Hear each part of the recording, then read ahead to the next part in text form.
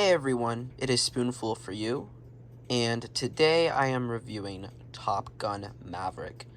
Now, before I start the video, let's hit 5 likes on this video, and I apologize, there is a fan going in the background. Now, Top Gun Maverick is a nearly flawless film. There's no woke identity politics in this movie, and for the most part, it's non-woke. Now, I could nitpick and say that all the generals are white and all the good generals are black, and the black generals stand with Maverick and the white generals are these stupid pushovers, but that's just a nitpick, and I don't really count that as woke because there's white people everywhere, and it's not woke at all, in my personal opinion. Everybody is treated as equal. So that was just a little nitpick, and it's not woke in my opinion. So let's get right into the movie. It is a nearly flawless film. I have one nitpick with the movie and one legitimate flaw with the film. Well, two nitpicks with the film and then one legitimate flaw with the movie. So let's get to the nitpicks first. Nitpick number one, the film is shot on IMAX. It is not shot on film. Now, I completely understand why they shot this film on IMAX, but, ladies and gentlemen, it looks extremely clean. Now, of course, it looks great. It sounded great. It looked amazing on the theater screen, but it looks clean, and it looks straight out of, 2022, or 2020, where it was supposed to come out. It has a lot of modern tech, and there's nothing really, I don't know, stylish to the look, and sometimes it does look a little bit dull, but that's just me. People probably felt the same way about the original back in the 80s, but the original was shot on film, back in 1986, so the first film looks so iconic. The colors, the neon, the bar, the way it's lit, and the orange, and all that, just that grittiness, the dirt on the on the film, that's not very present in this movie, unfortunately. They've tried replicating that, but it's not present in this movie.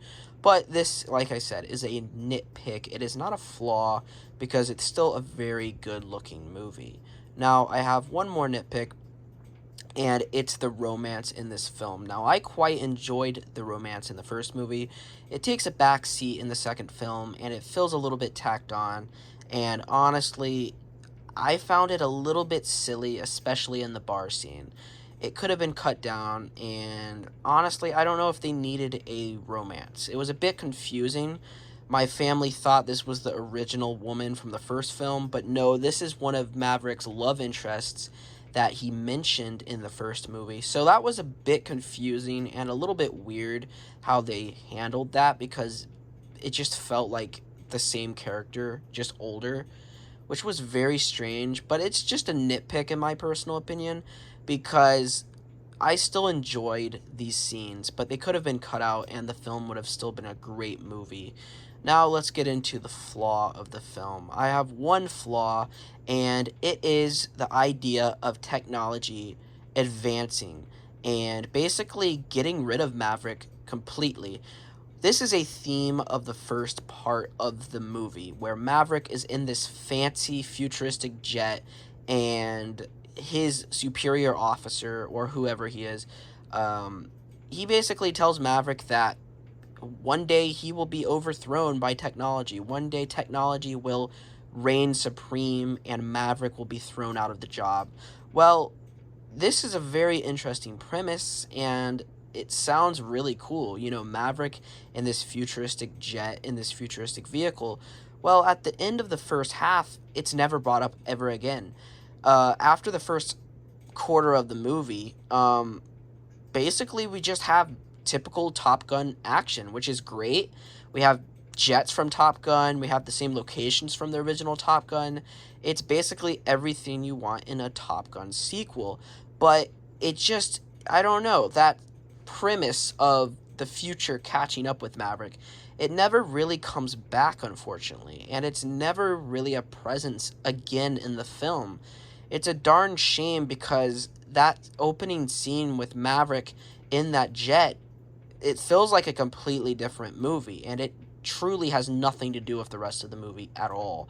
It is a great opening scene, but it would have been cool if maybe technology did Maverick's job and then Maverick went back and tried to do it again. Or maybe technology tried to do it but couldn't do it, so Maverick did it better. I think that would have been a better premise of the film. You know, at the end, maybe technology goes in first, but they don't work. Then Maverick goes in, and his plan works, so it shows that technology is not always right. I think that would have been a way better premise, in my personal opinion, instead of the technology idea, the technology plot just basically becoming irrelevant in the film. But that is the only flaw I really have in this movie. The rest of the film is awesome. The acting is amazing. The chemistry with the characters is great. I really like Tom Cruise in this movie, and I'm not even a Tom Cruise fan, and I liked him in this movie.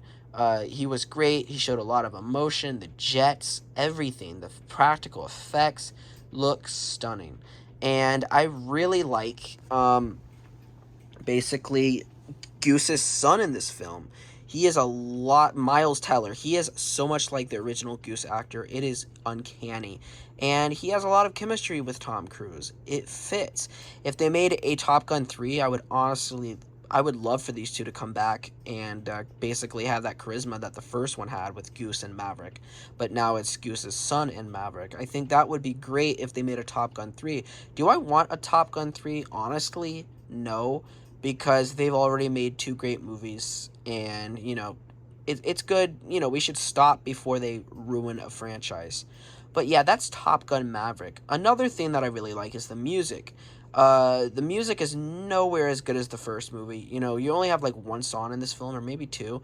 We do get Danger Zone in this movie, but it is a rehash of the first film where we already had Danger Zone. So, you know, we don't have a lot of famous songs in this film like the first movie. There are so many famous songs in the first movie. I could say maybe that's another nitpick, but I don't know. It's 2022. We don't have, you know, pop songs anymore like the 1980s. So I don't really count that as a nitpick. But yeah, this movie was fantastic. It was non-woke. It was fantastic. It was great. Take your family out. Let's recap. I have a few nitpicks, like I said. Nitpick 1, like I said, it's not shot on 35mm. It's not shot on film, so it doesn't have that gritty look that the first film had. You know, that orange look. It is crisp. It is clean. It is a modern, futuristic telling of Top Gun. So it looks like a 2020 film. It does not look like it was shot on film, which is unfortunate. That's nitpick number 1. Nitpick number 2, like I said, the love story. It was okay. You could take it or leave it, 50-50. Me personally, I could go without it, but it being in there, I don't think it ruined anything either. It's just kind of tacked on, and, you know, it shows that Maverick has a love interest, blah, blah, blah, but it doesn't really serve the plot much. The woman in this film, she's not really a part of the story. She just shows up sometimes. Played by Jennifer Connelly, which she's great in the movie, but like I said, it just felt tacked on. There were some weird moments, but with that plot, and but other than that, it was a great movie. It is a nearly flawless film, which is shocking. We never get sequels like this, ladies and gentlemen, and honestly, it was great. So I hope you guys enjoyed this video. Leave a like, comment down below, subscribe, do whatever the heck you would like to do, and goodbye. Bye, everyone!